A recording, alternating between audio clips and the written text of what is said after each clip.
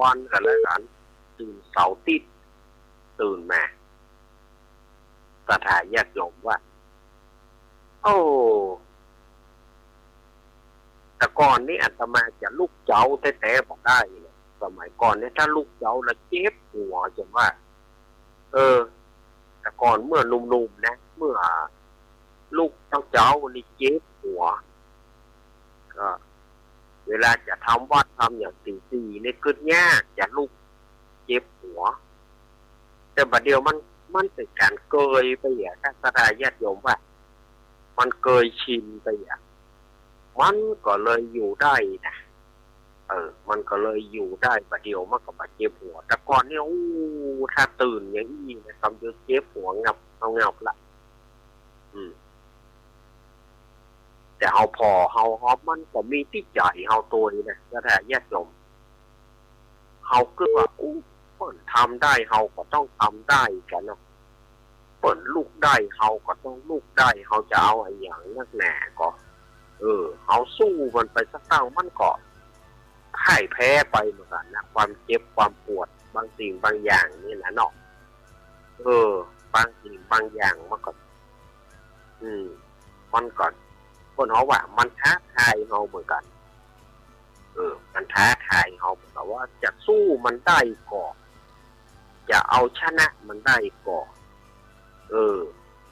เอาชนะมันได้ก่อน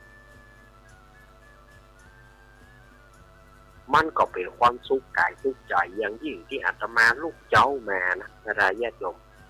ปกติเนี่ยถ้าเอาลูกเจ้าแม่นี่บางคนบอกว่าเขาได้ละอาจารย์ผมจึงมาได้เนอะผมจะมาจัดเจ้าอย่างอี้นะมันอย่างนั้นมันมีหั่นอย่าง มันมีหั่นอย่างมันสีจะงอกจะเหงาก็มันก็บังงอกบังเหงาแต่แท้แยกจมแต่ถ้าเขาจัดคนเดียวเขานี่นะเขามานั่งจัดเขาลูกเจ้ามาสมองเขาก็โป่งแล้วเขาก็มีโอกาสที่จะได้มามาแจ๋อันใดมันก็ลื่นไหลมันบ่มีอะไรอย่างมากกวนหูเขาลูกมันบ่มีอะไรอย่างมากกวนหูเขาสถานญาติโยมเวลาช่วงแรกอาตมาหมดไปแล้วเนอะสถานญาติโยมอาตมาพักกำเดียวเนอะพักสักกำเดียวก็เดียวอาตมาจะพลิกมาช่วงที่สองก็จะมีเรื่องเล่าเรื่องยังมาแล้วก็ต่อไปก็ค่อยเปิดสายในช่วงที่สองนอกสถานญาติโยมเอาละอาตมาลาช่วงนี้ก่อนนอกจะไปฟังมือชื่นไปไหนกันเนอะถ้ากับเดียวเนอะก็เดียวแอนขอเจริญพร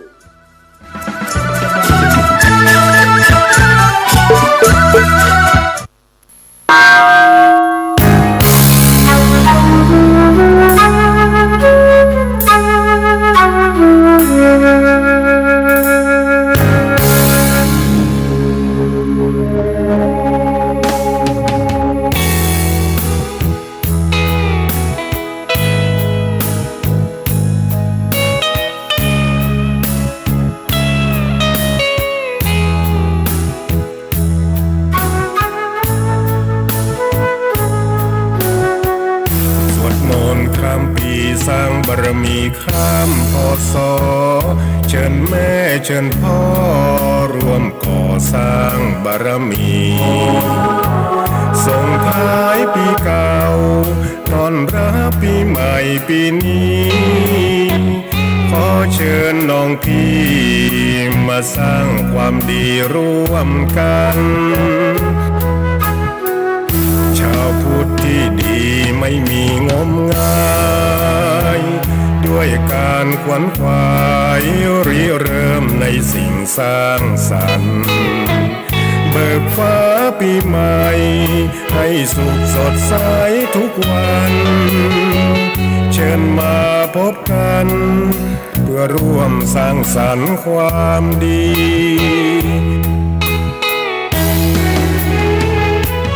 ทุกใดที่มีในใจของเราความ ความโศกความเศร้าที่คอยเผาใจนานปีจงมาลายหายสูญ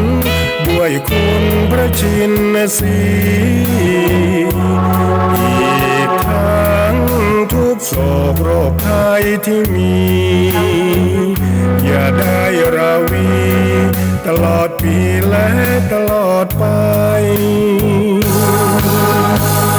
สวดมนต์ข้ามปีสร้างบารมีข้ามพศ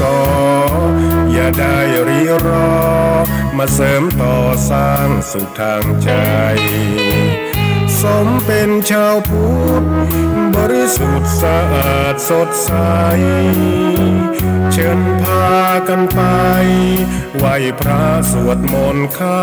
มปี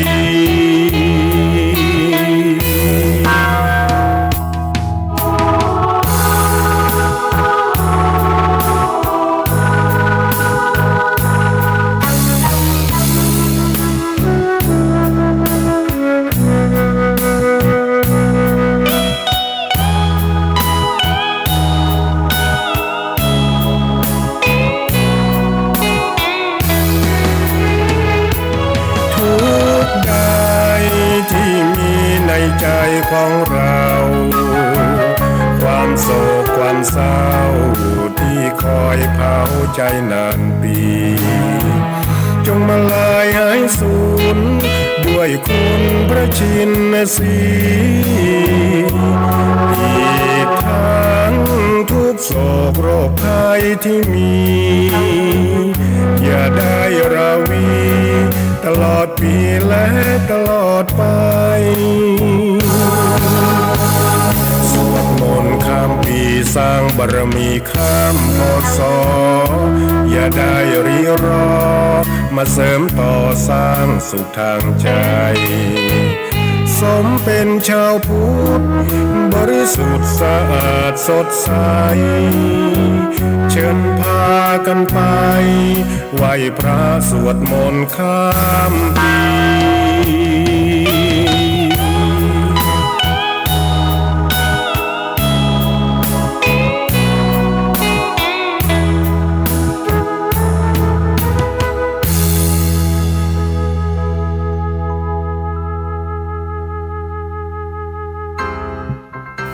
น้องๆหน้าหนาวนี้ไปแอวเหนือเฮาพักที่นี่บ่รีสอร์ทนี้ดีขนาดมีเครื่องทำน้ำอุ่นระบบแก๊สเอาไว้ให้พร้อมแต่ก็ต้องระวังเนอะเครื่องทำน้ำอุ่นระบบแก๊สมีคนตายมาหลายรายแล้วจะอั้นเลยกะอ้ายก็นึกภาพเอากะเปิดเครื่องทำน้ำอุ่นระบบแก๊สในห้องน้ำถ้าบ่มีพัดลมดูดอากาศการหมุนเวียนของออกซิเจนมันจะดีได้จะใดในเมื่อการเผาไหม้บ่สมบูรณ์ก็เกิดการสะสมแก๊สคาร์บอนมอนอกไซด์สูดดมเข้าไปมันจะไปจับกับเม็ดเลือดแดงและทำให้เม็ดเลือดแดงจับกับออกซิเจนได้น้อยลงเมื่อออกซิเจนเข้าไปถึงปอดก็จะย่าให้คลื่นไส้เมาหัวหายใจยากจนถึงขั้นเป็นลมแล้วก็ตายได้โดยเฉพาะคนที่มีโรคประจำตัวเช่นโรคหัวใจโรคเลือดจางหอบหืดถุงลมโป่งพองโรคความดันโลหิตสูงซึ่งจะมีโอกาสสูงกว่าคนอื่นน่ากลัวขนาดเนาะมันก็บ่ถึงขนาดนั้นถ้าหารู้วิธีคือถ้าอาบน้ำด้วยเครื่องทำน้ำอุ่นระบบแก๊สบ่ดีอาบเกิน10นาทีจะต้องเปิดพัดลมระบายอากาศหรือเพื่ออากาศถ่ายเทได้ดีอันนี้ก็จะช่วยได้นักถ้าหมู่เฮาแค่หูข้อมูลเพิ่มเติมโทรสอบถามได้ที่กลุ่มสื่อสารความเสี่ยงและพัฒนาพฤติกรรมสุขภาพสำนักงานป้องกันควบคุมโรคที่1เชียงใหม่053-140-774-6หรือสายด่วน1422จนเครียดกินเหล้าจนเครียดกินเหล้าจนเครียดกินเหล้าจนเครียดกินเหล้าจนเครียดกินเหล้าจนเครียดกินเหล้าก็เลยยิ่งก็เลิกสิเหล้าอ่ะจนเลิกเหล้าเลิกจนเริ่มต้นเข้าพรรษานี้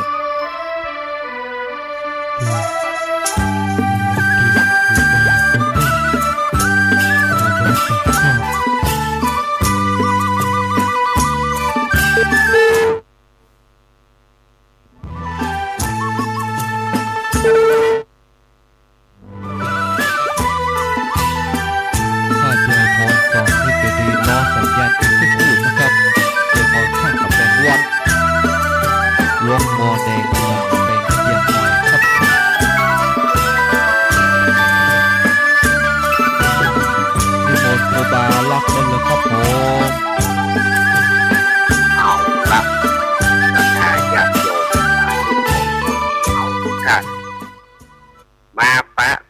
ช่วงที่2ของรายการซับเพเหระปกิณกะธรรมะก้อนรุ่งใกล้แจ้งรายการเสียงธรรมแสงทอง ดำเนินรายการโดยอาตมาภาพสำเนินรับก่อนโยนันก็มาถึงช่วงที่2แล้วสถานญาติโยมออกไปดังนอกแหนวแต่คืนนี้เอาผ้าคลุมไว้นอกเลยไปเอาผ้าคลุมออกไปเอาผ้าคลุมดังนอกโอ้แหนวเต้นๆวันนี้นะสถานญาติโยมว่ามันเย็นว่าเวทกำเดียวมันเย็นมาว่าเวทกำเดียวมันรู้สึกว่าวันนี้รู้สึกว่าจะแนวแหมแล้วแนวประเดียวมันก็ยากนะมันจะมาวัน2 วันแล้วก็หายไปมันบาดเที่ยงมันบาดเที่ยงก็เนี่ยใดมันเนาะแต่บางทีมันก็มีฟ้าบางทีมันก็มีฝนนะประเดียวเผลอๆวันเดียว3 ฤดูกาลมันก็มีเนาะ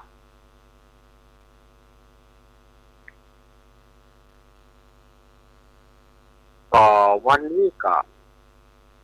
จะใกล้ปีใหม่มาแถมแล้วสถานญาติโยม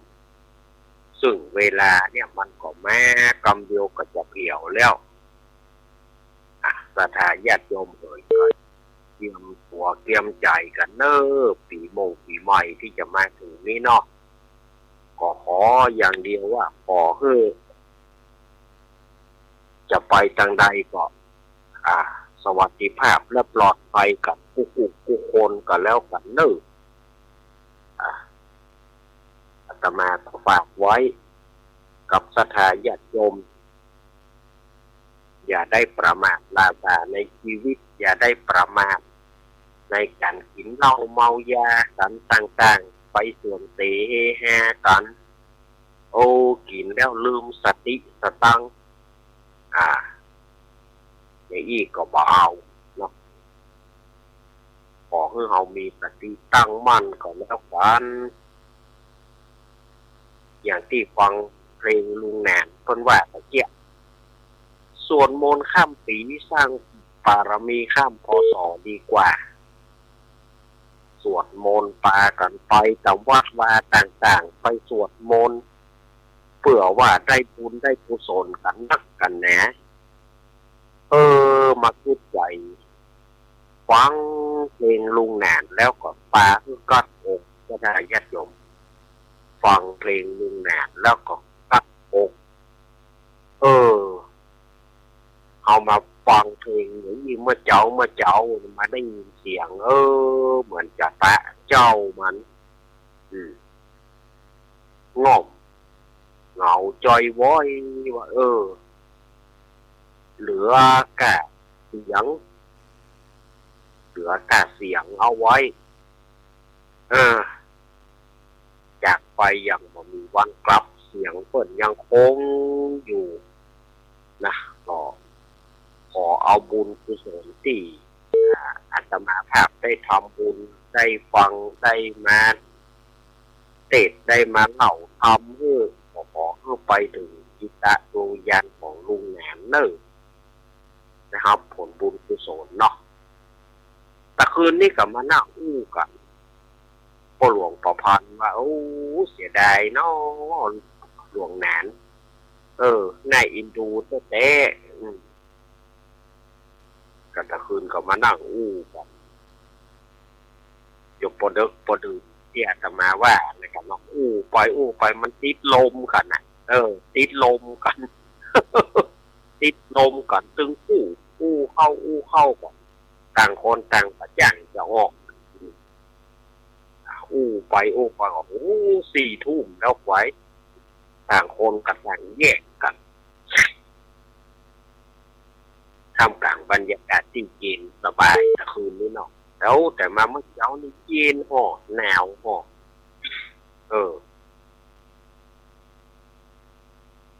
ก็วันนี้จะเอานิทาน ในเรื่องแต่กี้นี่เอากากับนกยูงเนาะอันนี้ก็เอาโหงในหมู่กาสถานญาติโยมโหงในหมู่กา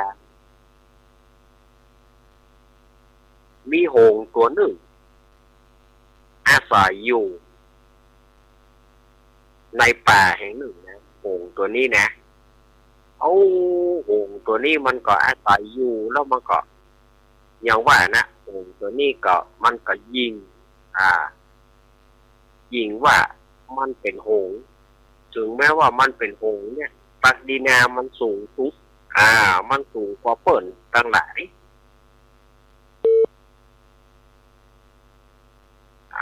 โหงตัวนี้มันก็ดูถูกดูหมิ่นเจ้าหมู่เจ้าฝูงตระกูลรุ่นชาติของมันว่า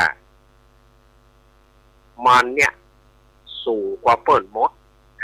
ถึงไม่จะเป็นโหงแต่มันเป็นโหงทองมันว่าหนอขนาดเป็นโหงก็ยังแยกชั้นวันนะนั้นนับภาษาอย่างก็โคนเฮานี่เนาะแยกชั้นวันนะกันโหงตัวนี้มันก็บอกว่าเฮาเนี่ยไผ่ตึงบะเทียบบะเต้าอีหรอเวลาบินไปไหนมักจะสุมาญาติโยมเนอะมักจะไปถ่ายอุจจาระลดลาดหัวโหงที่เปิ่นหาหินตั้งดินแล้วก็ดูถูกว่าสูนี่เป็นโหงที่ชั้นต่ำนี่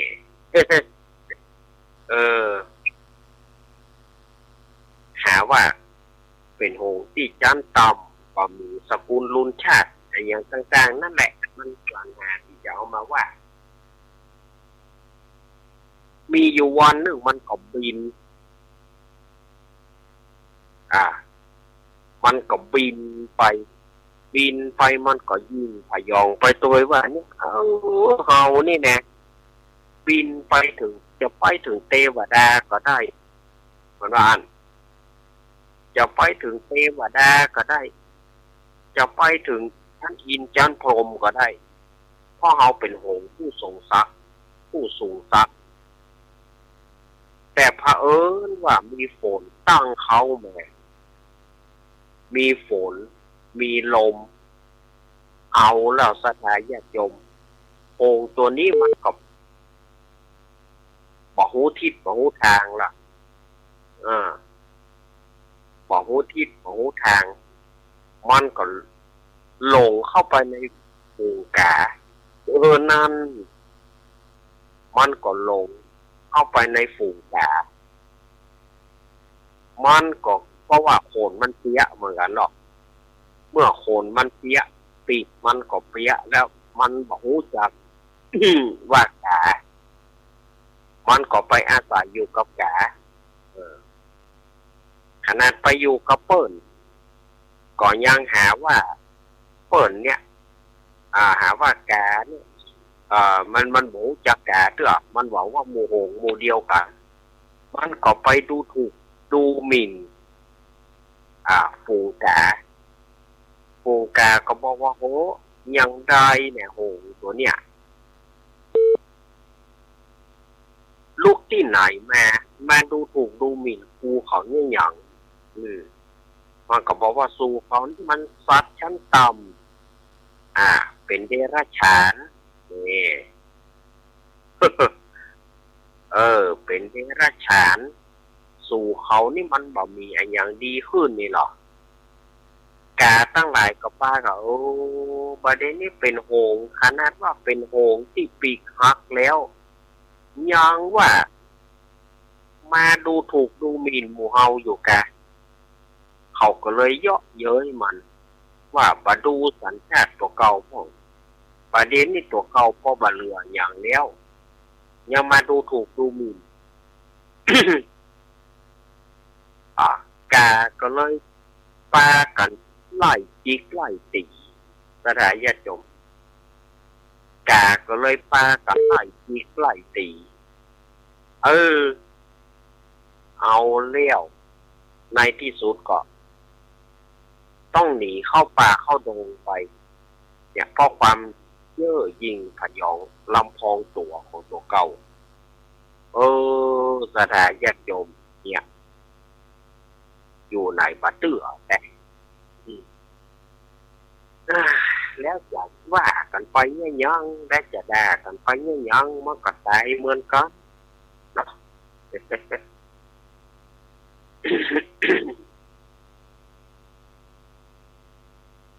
มันก็ยังที่อาตมาเคยเอามาเล่าเนาะนิทานนี่นะ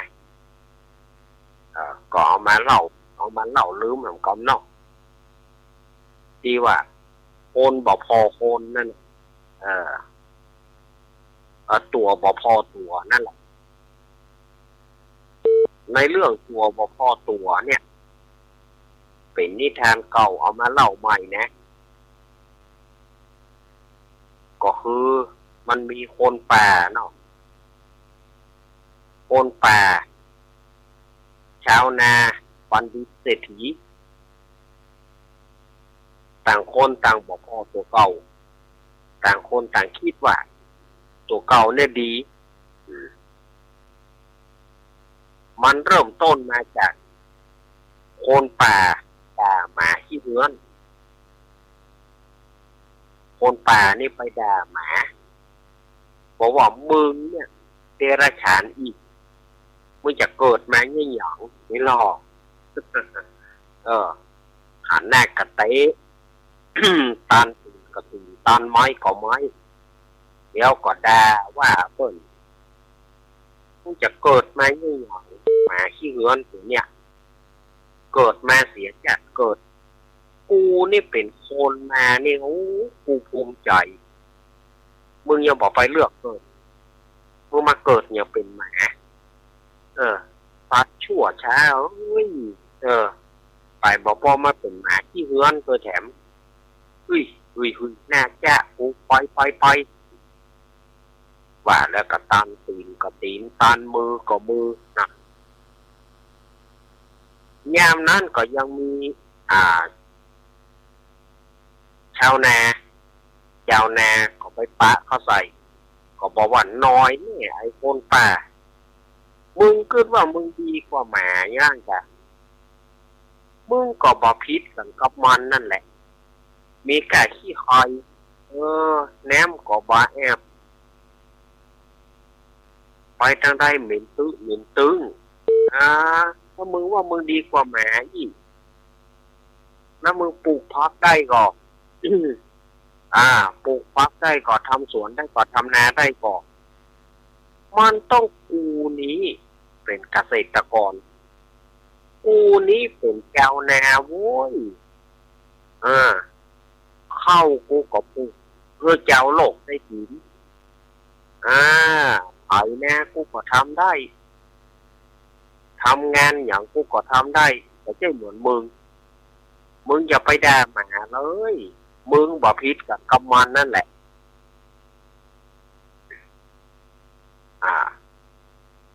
กูเนี่ยได้ชื่อว่าเกษตรกรกูนี่เป็นคนทำนาเรียกว่ากระดูกสันหลังของชาติฉะนั้นกูจึงดีกว่ามึงโว้ยมึงน่ะไปเปรียบเทียบกับหมาน่ะมึงบ่ต้องไปเปรียบเทียบมึงน่ะจะดีกว่ามันน้อยเดียวด้านวานเจ้านาก็ต่อว่าคนป่าทีนี้เจ้านาก็บัณฑิตก็ลักพออยู่บัณฑิตลักพออยู่บอกไอ้หนูชาวนาไอ้เกษตรกร จะไปทำเก่งกล้านักน้อยแน่เก่งกล้ากะ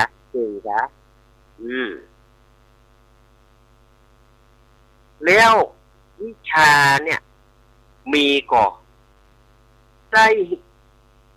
ฝึกเขียนเรียนอ่านก็ได้จ้าไถนาได้จ้าหยังพอมีครูสอนพอเคยได้ห้ามได้เรียนจะไปมาอวดเก่งหรอเฮาเนี่ยจบปริญญาตรีโทเอกเขาจบมาหมดเขาเป็นมหาบัณฑิตฉะนั้นจะไปมาอวดเนอ ว่าเป็นชาวนาเป็นกระดูกสันหลังของชาติบัดเดียวนี่บ่มีความหมายแล้วนี่มันต้องเฮียนเข้าไปจนถึงเป็นมหาบัณฑิตมันต้องอย่างอีกปัญญาชนต้องเอานี่เนาะบัณฑิตต้องไปปาใส่เศรษฐีบอกว่าไอ้หนูบัณฑิตเอ๋ยเจ้าอย่ามาอวดเก่งเลยความรู้ท่วมหัวน่ะเอาตัวหลอดก่อนเงินมีก่อนเงินบ่มีแล้วจะกินอะไรอย่างต้องหวงโคโลแกมีความรู้นักเงินบ่มีป่วยจานมันอย่างมันต้องอย่างเฮานี้เฮาเนี่ยถึงแม้บ่ได้เรียนอย่างแต่เฮามีเงินเว้ยเฮามีเงินฉะนั้นเฮาย่อมสบายกว่าแกอย่ามายุ่งเลยเจ้าบัณฑิตไปที่เล่ามานี้บอกว่าจะเป็นคนป่าชาวนาบัณฑิตเศรษฐีต่างคนก็ต่างรู้ว่าตัวเก่าเนี่ยต่างคนต่างมองจุดด้อยของคนอื่นอย่างคนป่ามันก็ดูจุดด้อยของหมาชาวนาก็ดูจุดด้อยของคนป่าบัณฑิตก็ดูจุดด้อยของชาวนาและในที่สุดเศรษฐีก็ดูจุดด้อยของบัณฑิตในที่สุดบ่มีใครกึศถึงตัวเก่าสักคนว่าตัวเก่าก็จะต้องแก่ตัวเก่าก็จะต้องเจ็บตัวเก่าก็จะต้องตายในที่สุดและทายาทโยมบ่มีอันใดที่จะยีรังยั่งยืนบ่มีอันใดที่จะกำฟ้ากำดินได้ในที่สุดบอกว่าจะเป็นแม่ตัวนั้นเนาะบอกว่าจะเป็นคนป่าบอกว่าจะเป็นเจ้านาบัณฑิตเศรษฐีในที่สุดก็ไปที่ไหนไปป่าจ้าสันมดมาเรือไปเรือสักแหมก็จะต้องตายเหมือนกันคนป่าก็จะต้องตายเจ้านาก็จะต้องตายบัณฑิตก็จะต้องตายเศรษฐีก็ตายเหมือนกันแต่บ่มีไฟหูตัวเก่า บ่มีไฟหูตัวเก่าเอามาที่อาตมาเอามาวันนี้เนี่ยก็คือเอามาเป็นคติเตือนอกเตือนใจพระทายาทโยมบางคนบ่ได้พอตัวเก่าว่าเฮานี่มันอายุเฮาไปอย่างอี้อย่างเนาะก็บ่มีไผกึศถึงข้อนั้นตะกับก็ไปกึศถึงอย่างอื่นไปนานาจิตตังกึศกันไปอยู่กันไป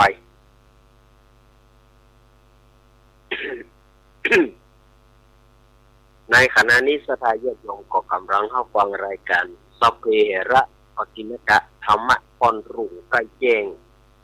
รายการเสียงธรรมแสงทองเนาะวันนี้อาตมาภาพออกมาตกมาแทนหลวงลุงชัยวัฒน์นะครับหรือโนวันนี้มาแทนหลวงลุงเด้อก็เอาแถมสักเรื่องเนาะเอามาเล่าให้กับสถาญาติโยม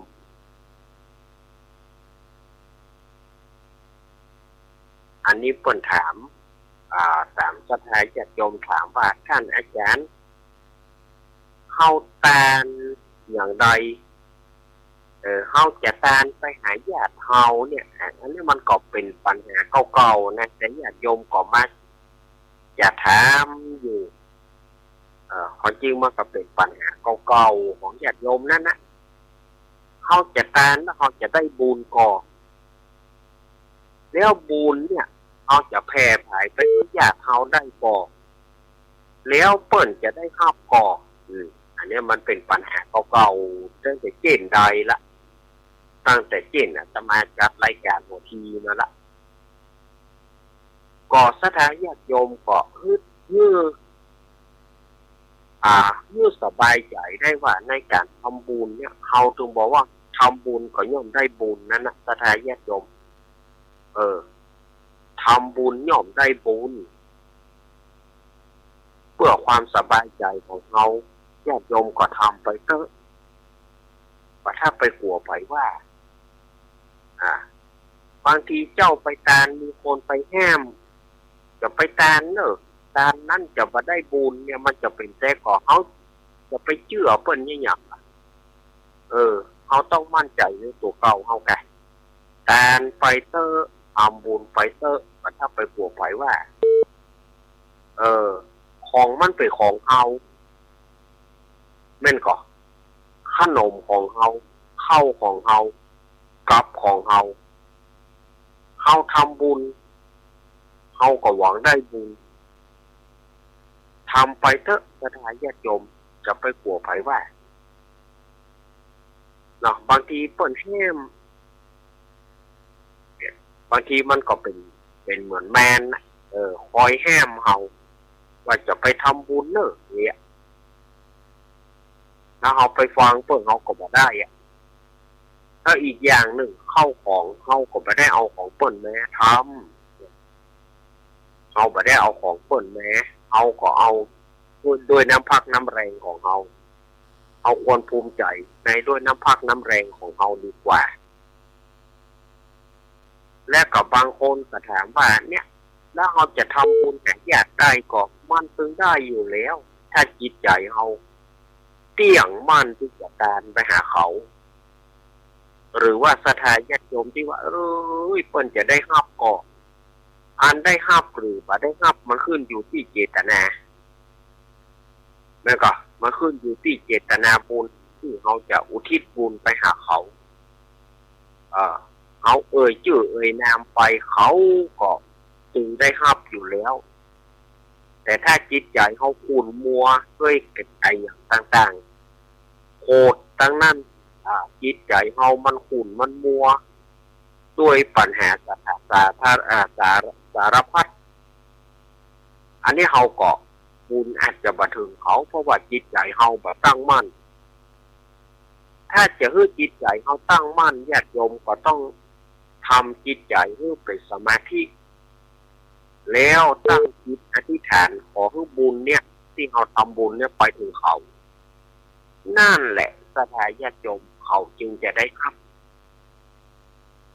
อาตมาฝากไว้กับสถานญาติโยมนะจริงๆมันเป็นอมตะปัญหาอมตะปัญหาเก่าๆสถาบางท่านบางคนไปถามครูบาอาจารย์รูปนั้นครูบาอาจารย์รูปนั้นตอบว่าตื่นใจจะไปถามครูบาอาจารย์รูปหนึ่งคล้ายๆว่า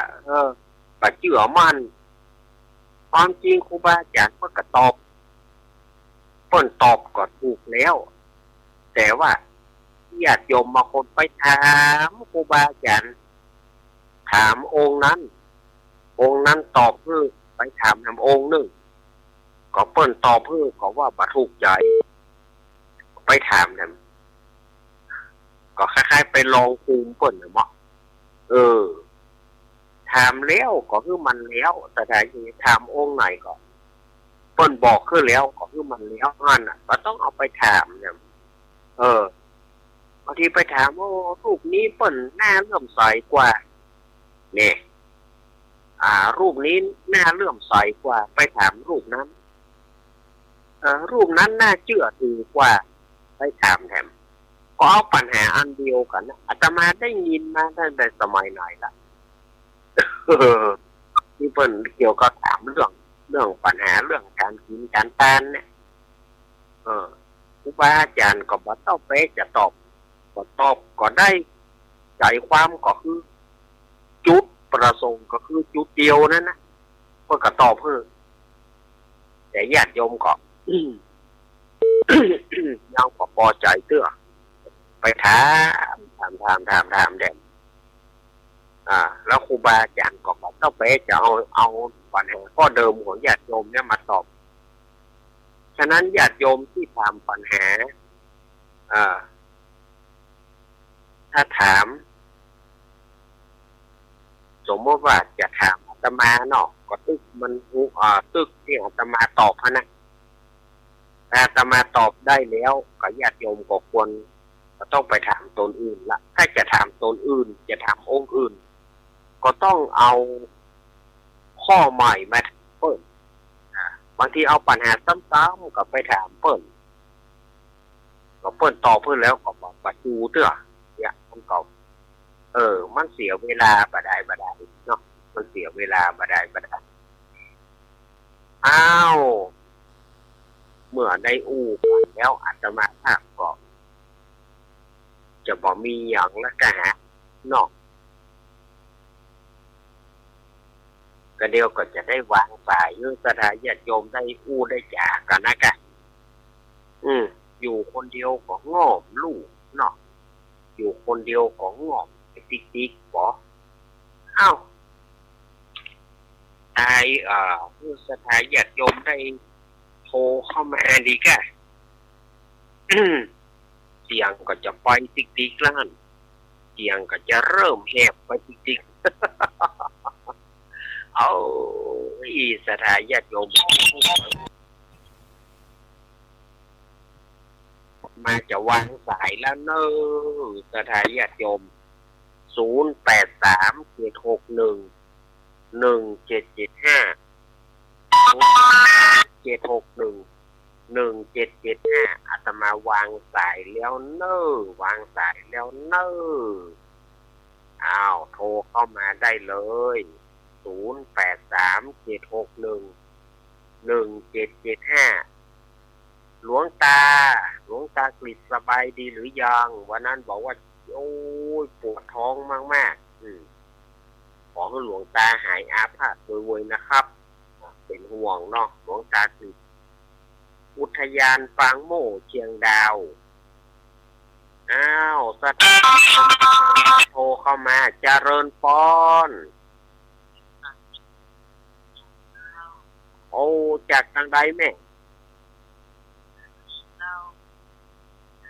โอ้จากทางใด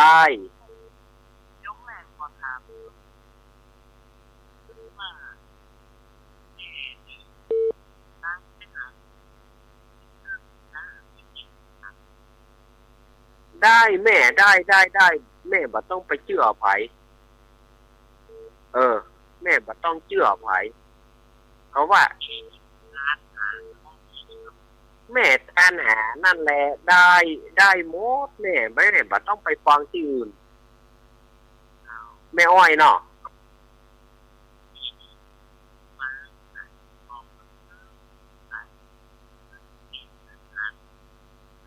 ได้แม่ได้มันอยู่ที่เจตนาของเฮาแม่แม่อ้อยเนาะแม่อ้อยหวังหม้อเนาะยินดีเนอะตอบมาถามมาก็ตอบทันท่วงทีสถานญาติโยมเอ๋ย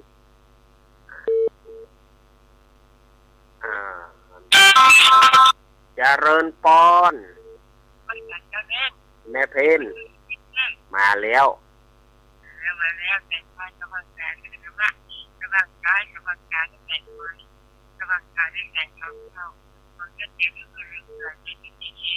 เอาขอบคุณแม่เพน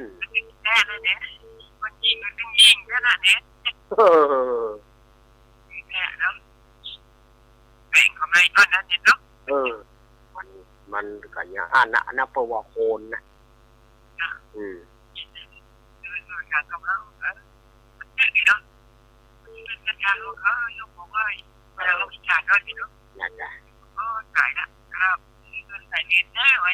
อายินดีแม่เพนมาแล้วเนอะจะได้ญาติโยมจะเริญพรแม่ไม่สัญญาเรื่องเงินแม่สีทอน จะ นาะนี่กะ ชัดเจนดีเด้อ ขอบคุณแม่สีทอน จ้าเอาไว้แต่ข้าว ยินดีเนอแม่สีทอนเปรมจิตแหม่ประเดี๋ยวบ้านแม่คองเจริญปอน ขอเชิญงานครับ ครับผมนมัสการหลวงตา ไม่ได้รับงาน ฮะ มันเป็นเย็นอย่างเงี้ย เริ่มเย็นมาอีกแล้วนะหลวงตา ว่าเริ่มเย็นฟังโยนนะครับ เปิดงานแล้วที่สองที่สามแล้ว ครับผม มาตรการครับ ครับนมัสการครับหลวงตาหลวงตากรีเจริญพร นมัสการครับผมแฟนแท้ครับ มาแล้วเนอะให้แฟนพันธุ์แท้เฮามาแล้ว โอ้มันนั่นมันเอ็ดดีม่วนขนาดเล่นเล่านิทานนี่ม่วนนั่นเนาะจะดีเลยครับเนาะจะดีมากๆเลยครับเนาะก็วันนี้ทำมาคลายเครียดขอมาเล่านิทานอย่างเงี้ยเนาะครับเนาะ เมื่อคืนพื้นก่อนนอก นั่นแหละก็เอามาเล่าเลยครับครับเนาะครับเนาะ ครับ เนี่ยความโดยกันเนี่ยถ้ามาได้ยินเสียงท่านแล้วผมกินในป้อมได้ครับเนาะ เนาะ ครับ เขามาเข้าใจท่านนะครับ ขอบคุณเด้อไอ้แฟนพันธุ์แท้เมื่อคืนพื้นปากกันเนอะคืนพื้นปากกันเนอะรายการธรรมะไทยเทียดเนาะ 104.50 เมกะเฮิรตซ์ 0837611775 ตะกี้ก็เสริมแม่อ้อยหน่อยเนาะแม่อ้อยเพิ่นถามมาแล้วก็อาตมาก็ตอบเพื่อเปิ่นไปแล้วนะก็ขอเสริมหน่อยว่าแม่บ่ต้องไปกังวลละลูกเฮาตายเฮาจะตานแล้วเปิ้นจะบ่ได้รับก็เฮาเชื่อมั่นว่าเปิ้นต้องได้รับอย่างบางคนบอกว่าผัวเมียตายผัวตายเมียจะไปตานเมียตายผัวจะไปตานนะแล้วไผจะตานให้เปิ้นแล้วเปิ้นจะได้กินที่ไหนอย่างแม่กับลูกก็ลูกตายไปแล้วแม่บ่ตานแล้วเปิ้นจะกินที่ไหนเอาอย่างนี้ดีกว่าแล้วเปิ้นจะกินที่ไหนก็อย่าไปกินกับไผตานไปเตอร์แม่เอ๋ยว่าถ้าไปฟังที่อื่นอาตมาบอกอย่างนี้เลิกเสริมอย่างนี้นะพอคนผัวตายไปว่าเมียตานมันจะมาได้ฮับเนี่ยไปหูที่ไหนว่ามันมาได้ฮับแล้วเกิดเวลาว่าลูกบ่มีหรอกแล้วอย่าไปกินกับไผมันก็ไปได้กินผัวตายมันกับเมียบ่ได้ตานมันก็ไปกินกับไผเมียตายผัวบ่ตานแล้วมันไปกินกับไผเนาะคือเชื่อมั่นในตัวเก่าเฮาเถอะการไปทำบุญไปเจ้าแม่มันถึงได้รับเหมือนกันหมดบ่ต้องกึดกังวลอันใดทั้งสิ้นตานไปเถอะถ้าเฮาบ่ตานเพิ่นจะได้กินหยังล่ะ บางคนเอาไปว่าเดี๋ยวพ่อแม่ตายลูกตานบ่ได้แล้วความกตัญญูกตเวทีแล้วเพิ่นจะกินที่ไหนมันบ่มีแก่นสารตามที่เขาว่ามามันบ่มีแก่นสารคือยึดถือเอาที่เฮาตานไปยึดถือว่าเฮาตานคือเปิ้นไปเฮาก็เชื่อมั่นว่าขอให้บุญเนี่ยไปถึงเปิ้นอย่าอี้เอาแม่นก็สถานญาติโยมบ่ต้องไปถึงปูนล่ะบางคนตานผัวลูกบ่ได้รับตานผัวเมียบ่ได้รับตานผัวเปิ้นบ่ได้รับไปเอาที่ไหนแม่มันเป็นที่เก่าห้อยหลังเขาบอกแม่มันจับตัวบ่ได้อันเขานั่นน่ะมันจับตัวบ่ได้อันเขานั่นน่ะมีก็0837611775เอาตะกี้ลูกก็โล ลู่กับโละมามีไหนมาแต่ที่ลู่กับลุกอ่ะทับปอบตานนะ ถ้าแต่มันได้มาก็มาแบบกดสายฟ้าแลบเลยนะถ้ามันหายก็หายเลยนะรายการนั้นที่อย่างว่าโทรศัพท์ที่อาตมาใช้นี่นะถ้ามันจะหายก็หายไปเสี่ยงหมดอ่ะ 0837611775มาสถานญาติโยมสาธุชนทั้งหลายมาเลย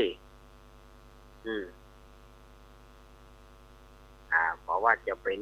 อยู่จุดไหนตั้งใดเชียงใหม่ก็ดีลำพูนก็ดีลำปางก็ดีเนาะมามาหากันเนอะ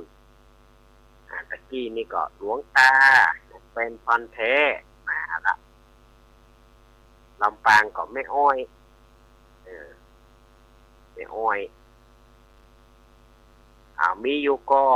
มีโทรเข้ามาเนอะ08376117757610837611775สถาญาติโยมก็โทรเข้ามาเนอะอยู่จุดไหนตั้งใด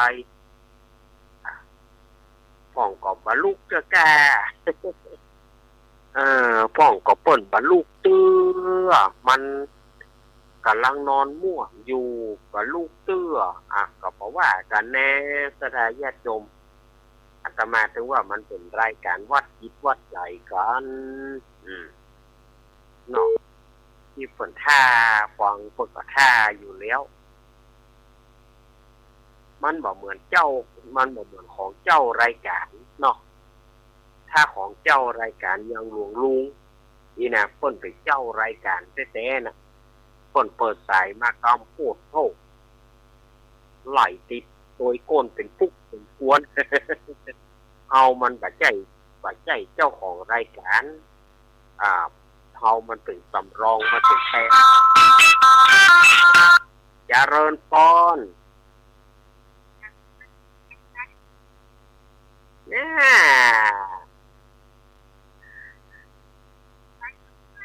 แม่น้อมโอ้จากที่ไหนแม่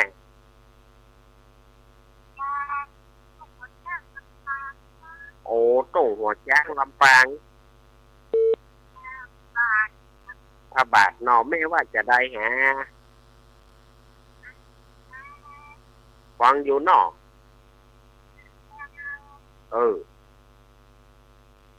ฟังประจำเนาะ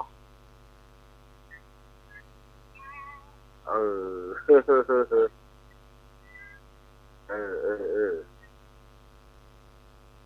๋อ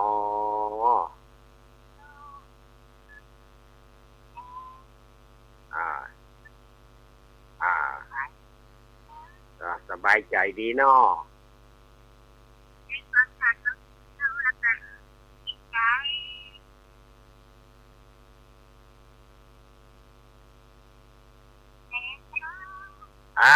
ดีใจแล้วเนาะเอายินดีเนอ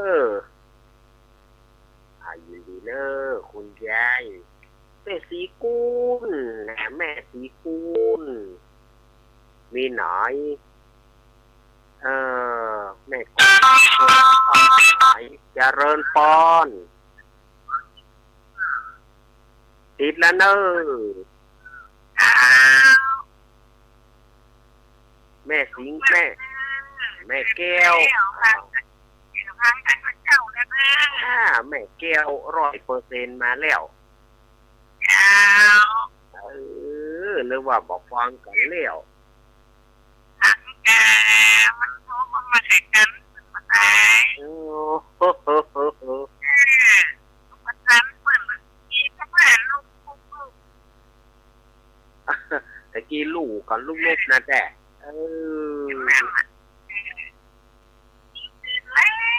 เดี๋ยววันนั้นว่าลูกเน้นออกตั้งตื่นแล้วตั้งออกแล้วโลกแต่ครั้งลูกเน้นก็จะเอาไว้ได้ยังไงของกินเอา คุณนักๆเนอะ อ้าวพ่อแม่ทำแม่คนไหน เออยินดีแม่นะเนอะ เขาใจดีแน่ลูกใจดี เข้าใจดีเนาะ อ้าว แม่เนอะยินดีแม่แก้วเนอะเจ้า กำลังใจแน่ ยินดีเนอะ อ้าว แม่แก้วสิงแก้วมาแล้วเนอะแม่แก้ว100%มาแล้วลำปางมา2 สายลำปางมาแล้ว2 สายมาแถมก็นะมีแถมก็โทรเข้ามาเนอะ0837611775โทรเข้ามามาจากกันว่าสถานญาติโยมอยู่จุดไหนตั้งใดเนาะใครโทรมามาจากกันก็โทรมาได้เลยกะ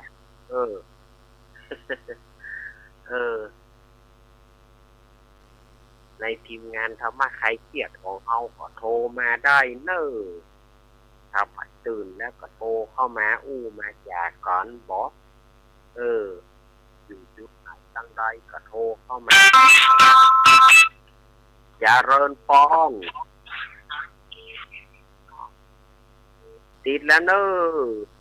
น้องให้กูเปิด ฮะ ให้ถามว่าไม่นั่งไม่ผ่าไม่ได้ดูที่มันจะดีกว่าเรา บ่เป็นหยังแม่ น่ะ บ่เป็นหยัง นอนบางทีนอนอยู่มันลุกมาแบบไปกินเดียวมันเด็ด บ่เป็นหยังแม่ น่ะ อันเปิ้นว่ายกมือ10 นิ้ววางกิ้วเกษาตั้งเก้ามาตั้งตนมาลาถูกเทียนตั้งเจ้าอีอ่ะ เอาก็ดีก็ดีใจละพ่อแม่ไหวไปก็ไหวมันจะได้มันได้ได้ บ่เป็นหยังแม่บ่เป็นหยังเฮาบ่มีถูกก็ยกมือ10 นิ้วหั่นน่ะแม่ เนาะ มันถึงเส้นที่เฮากราบเขาไหว้อะเนาะอีกอ่ะ ไม่ทุกมันลำบากเลยมัน แม่ยัง ไม่น้อยจัง แม่น้อยเหมือนกันเนาะเอายินดีแม่เนอะเจ้า เจ้าใจละ ยินดีเนอะ เจ้า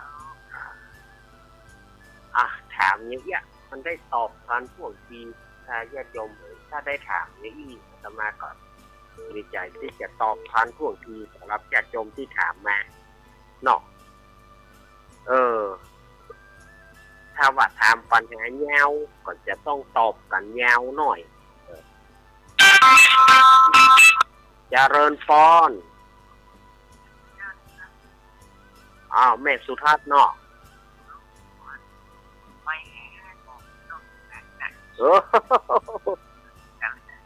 วันปล่อยหลวงวันนั้นน่ะ เจ้าว่าจะไปส่วนโตมันจะบอกว่า คนบอกว่างกันเนาะกันนะครับพอหากองหาหน้าว่าแม่สุทัศน์จะมาก็หาอีเนาะ กำลังใจ นะคะยินดีแม่สุทัศน์เนอะใช่อย่างใดก็ค่อยมาประเพณีก็เนอะวันที่1 เมษายนพุ่น วันนี้ถ้ามีโอกาสก็มาเนอะแม่เนอะยินดีเนอะแม่สุทัศน์ปีมูลตรงปีแม่วางแม่สุทัศน์เนี่ยก็ดั้งเดิมเหมือนกันเนอะเนาะอะไรเป็นนักฟังรายการด้วยดีเสมอมานะแม่สุทัศน์ตอนนี้ 0837611775 0837611775มีก็โทรเข้ามามีก็โทรกันเข้ามาจะถามปัญหาก็ได้ถ้าถ้าว่าตอบได้ก็จะตอบทันที ตอบได้ก็จะตอบทันทีเจริญปอน ภาษาเจ้า จากทางใดแม่ แม่ยังเข้าแล้วขอเดี๋ยวนี้แม่มาเที่ยวกับสาวเนี่ย แม่ยัง ยิ่งเจ้า แม่นิดโปงหนองเนาะ เจ้า โอ้โหแม่นิด ที่เข้านี่ เวียงปะเป้าเปิ้นบอกเปิดเตือนเนาะ เราต้องมีห้า โอ้ตีห้าปก่อน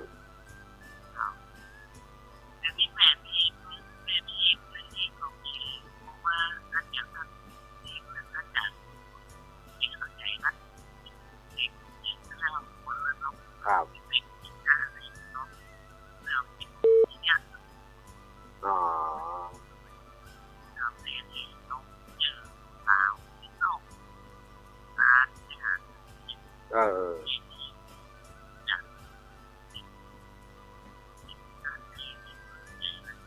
ได้แม่ได้จ้ะก็เฮาบัดตานหาเปิ้นเฮาคือเติงหาเปิ้นเฮาก็เฮาบัดตานหาเปิ้นแล้วก็เปิ้นจะไปกินหยังอ่ะเออได้ครับเอออากะ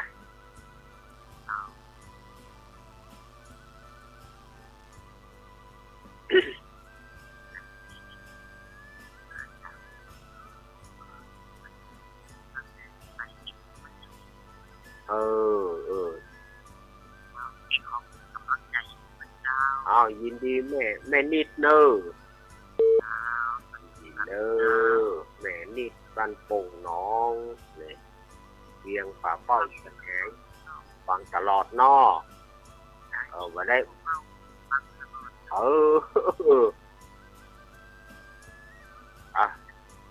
มาได้โทรหามาได้นอเอายินดีเนอะแม่เนอะยินดีเนอะแม่โทรเข้ามาสถาญาติโยมถามปัญหาก็ได้เดี๋ยวถามปัญหาจะมาตอบได้ก็จะตอบทันท่วงทีเดี๋ยวจะตอบเพื่อถ้าว่ามันเป็นปัญหาที่ลึกก็จะต้องไปค้นหา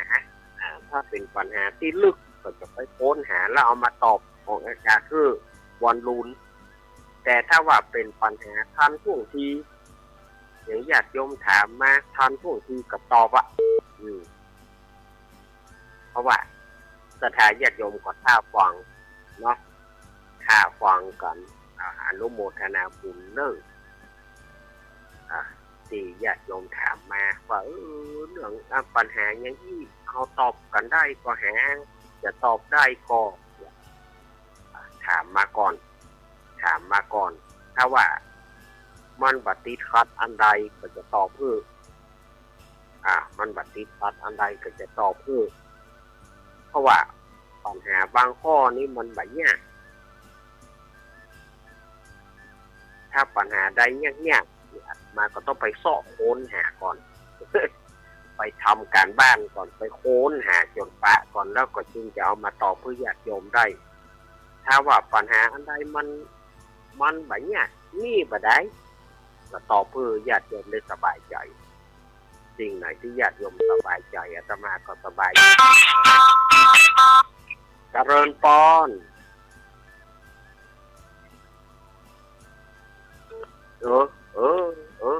ติดแล้วนะแม่เฮ้ยเอาโทรมาใหม่เนอะสายตะกี้หลุดไปสายเดียวเนอะสายเดียวเพราะว่าเวลาเหลือน้อยเอาแม่สักสายหนึ่งเนอะ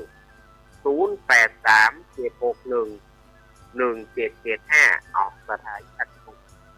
อยู่จุดไหนตั้งใจให้โทรมาอู้กันบอกให้โทรมาอู้กันก่อนน้อมเจริญพรเนอะน้อมเจริญพรมาอู้มาโทรมาหากันโทรมาอู้กันแต่ขออย่างเดียวว่าจะไปเอาปัญหาเรื่องของทั้งบ้านเรื่องของพิษกันทั้งบ้านเรื่องของพิพาทกันข้อพิพาท เหล่าลูกเหล่าเต้าเหล่าขวัญลูกเหล่าขวัญเต้าเหล่าขวัญเจ้าบ้านแล้วเอามาออกอากาศอันนี้อาตมาบ่ฮับอาตมาบ่ฮื้ออู้บ่ฮื้อเอาออกอากาศถ้าว่ามีอย่างนี้อาตมาจะวางกว้างเลยเพราะว่ามันเป็นการปัจจัยเจริญป้อน ไม่ขาเท้าลูกนี้ อ้าว แม่ฟังตามเรื่องอะไรมาเรื่อง ไม่โทรจังไหน ทางโดเจ้า ทางโดงเนาะ เจ้าเรื่องอะไรเจ้า ทางโดงแม่ว่าจะได้ ถามว่าได้แม่กำลังใจแม่ฟังตามเจ้า เอา ใจท่านไปเรื่อย เอายินดีเนอะแม่เนอะ นะวันขาเจ้าเรื่อย ยินดีเนอะยินดีเนอะอันนี้เขาเปิ่นว่าเปิ่นฟังประจำยินดีเนอะแม่เนอะเอาละศรัทธาญาติโยมก็พอสมควรแก่การเวลาและก็หานอกกันเดียวก่อนจะได้เสียงธรรมจากวัดจันทร์เสียงธรรมจากวัดจันทร์เลยปุ่นนะวัดจันทร์กัลยาณิวัฒนาปุ่นนะแม่เจมว่าสถานญาติโยมก็อันอดใจฟังกันเนอะก็เดี๋ยวเปิ้นจะมาออกรายการท่านมหานิคมจากวัดจันทร์ก็เดี๋ยวเสียงธรรมจากวัดจันทร์จะออกอากาศตั้งแต่เวลา 4-5 ไปอาตมาก็ได้ได้จ้าสถานญาติโยมอ่านว่าพอสมควรแก่การเวลาอาตมาก็จะได้ลวดลาไปปีใหม่ก็ขอให้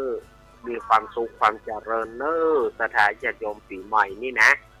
คือสถานญาติโยมมีแต่ความสุขความเจริญโรคภัยไข้เจ็บก็เห็นเว้นภัยอันใดก็ให้หนีไปจากตนตัวเนอะสัพพะพุทธานุภาเวนะอนุภาพพระพุทธเจ้าสัพพะธรรมานุภาเวนะอนุภาพพระธรรมสัพพะสังฆานุภาเวนะอนุภาพพระสังฆเจ้าสัทธาโสตีพระวันตุเตขอให้มีแต่ความสุขความเจริญเหมือนกันขอขอบคุณทุกเสียงทุกสายขอบคุณทุกสถานี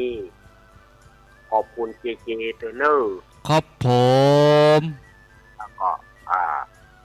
สถานญาติโยมบรรดาคนฟัง ขอบคุณค ทุ รั ก บ ท่าน ผม ทุกอยู่ดีมีสุขอยู่ดีกินหวานต้านต้อมเหมือนกันก็ได้ก็ฟังรายการของท่านอาจารย์นิคมเนอะเสียงธรรมจากวัดจันทร์อำเภอกัลยาณิวัฒนาจังหวัดเชียงใหม่เดี๋ยวเปิ้นจะมามาจ๋าภาคภาษาปากกยอนะภาคภาษาปากกยอฟังเปิ้นต่อไปเนอะจะมาลาไปก่อนนะยัตตาโรธรรมาวัฏันติอายุวโนสุขังปะลัง